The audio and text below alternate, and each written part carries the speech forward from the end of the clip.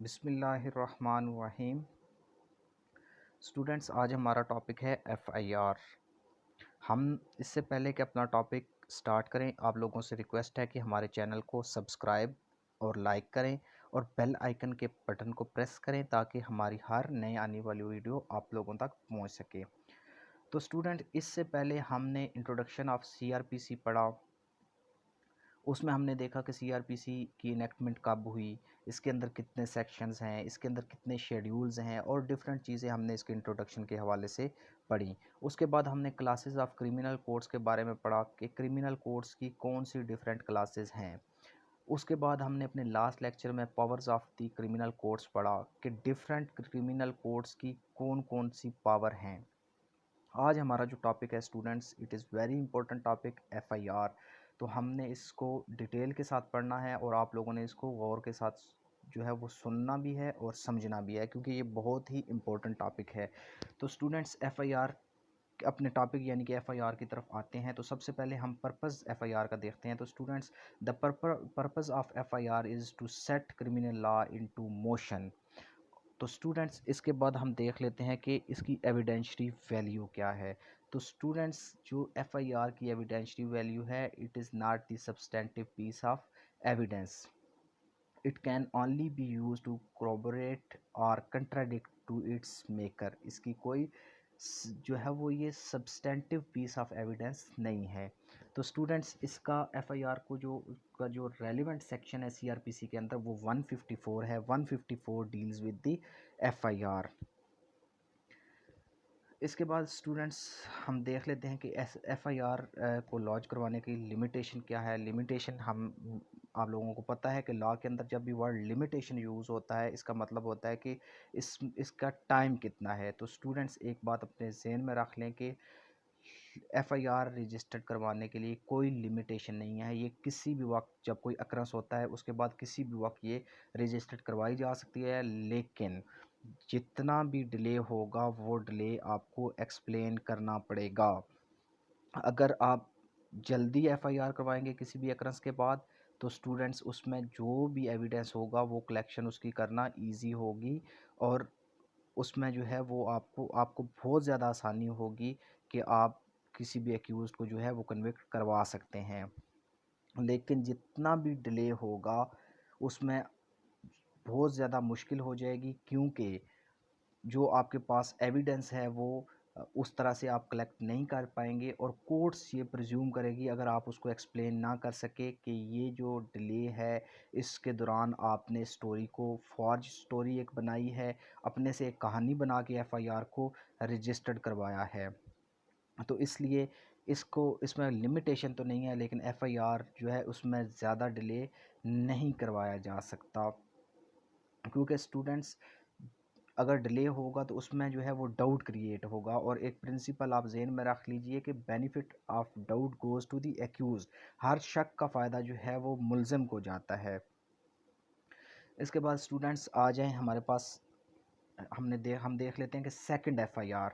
Second F I R کے حوالے سے اسٹوڈنٹس کوئی بھی پروویژن آپ کو لا کے اندر نہیں ملے گی۔ ایک اکرنس جب ہوتا ہے سیم پارٹیز کے درمیان same time and same place کے اوپر، ایک بات ذہن میں رکھ لیں، same parties, same time and same place, تو اسٹوڈنٹس اس کی سیکنڈ ایف آئی آر نہیں ہو سکتی، اس کی ایک ہی ایف آئی آر ہوگی، کیونکہ سیکنڈ ایف آئی آر کی کوئی جو ہے وہ پروویژن موجود نہیں ہے۔ ہاں، اگر جب بھی جھگڑا ہوتا ہے دو پارٹیز کے دوران، تو اگر دونوں پارٹیز کا نقصان ہوا ہے، دونوں کی پارٹیز کے افراد جو ہیں وہ زخمی ہوئے ہیں یا ڈیتھس ہوئی ہیں، اور ایک پارٹی جو ہے اگر پارٹی اے پہلے جا کے تھانے میں ایف آئی آر رجسٹرڈ کروا دیتی ہے، تو پارٹی بی جو ہے وہ جا کے اسی ایف آئی آر کے اندر اپنا کراس ورشن ریکارڈ کروائے گی، اور اس کی بھی انکوائری سیم آئی او جو ہے وہ اس کی انکوائری کرے گا، اور اس کی رپورٹ جو ہے وہ کراس ورشن میں عدالت میں پیش کرے گا، کوئی سیپریٹ اس کی جو ہے وہ ایف آئی آر نہیں ہوگی۔ تو اسٹوڈنٹس، اس کے بعد ہم دیکھ لیتے ہیں کہ اگر فرض کیا کہ ایف آئی آر جو ہے وہ رجسٹرڈ نہیں ہوتی، اگر ایک کوگنیزیبل اوفینس تو کمٹ ہوا ہے لیکن اس کی ایف آئی آر اگر رجسٹرڈ نہیں ہوئی تو پھر اس میں آپ کے پاس کیا ریمیڈیز اویلیبل ہیں. تو اسٹوڈنٹس ایک بات ذہن میں رکھیں، according to law when cognizable offence is committed the duty officer is bound to registered an F I R. وہ باؤنڈ ہے ایف آئی آر کرنے کے لیے. لیکن اگر فرض کیا کہ آپ ایک کوگنیزیبل اوفینس ہوتا ہے اور آپ کی ایف آئی آر رجسٹرڈ نہیں ہوتی تو آپ کے پاس کیا ریمیڈیز ہیں؟ سب سے پہلے تو آپ جو ان کے ہائر آفیسرز ہیں، ہائی کمانڈز ہیں، آپ ان کو اپروچ کریں گے. ایس ایچ او نے اگر نہیں کیا تو آپ ایس پی کو اپروچ کریں گے. اگر پھر بھی آپ کی ایف آئی آر رجسٹرڈ نہیں ہوتی تو آپ جسٹس آف پیس کے پاس 22A کے تحت یعنی کہ 22A کے تحت آپ جسٹس آف پیس کو اپروچ کریں گے اور وہ جو ہے وہ ڈائریکشن کرے گا پولیس آفیسر کو کہ ایف آئی آر رجسٹرڈ کی جائے. یا پھر آپ 190 میں مجسٹریٹ کے پاس جا سکتے ہیں، یا پھر آپ ریٹ جورسڈکشن میں جو ہے وہ ہائی کورٹ کو اپروچ کر سکتے ہیں، وہاں سے آپ ایف آئی آر کی ڈائریکشن لے سکتے ہیں. تو اسٹوڈنٹس اس میں ہمارے پاس جو ہے وہ ایک ہمارا بیچ میں سے ہیڈنگ مس ہوگی کہ who can registered the F I R, کہ کون سا بندہ ہے جو ایف آئی آر رجسٹرڈ کروا سکتا ہے. تو اسٹوڈنٹس ایف آئی آر کوئی بھی شخص جو ہے وہ رجسٹر کروا سکتا ہے. لازمی نہیں ہے کہ اس کا اس اکرنس کے ساتھ ڈائریکٹلی لنک ہو، یہ لازمی نہیں ہے.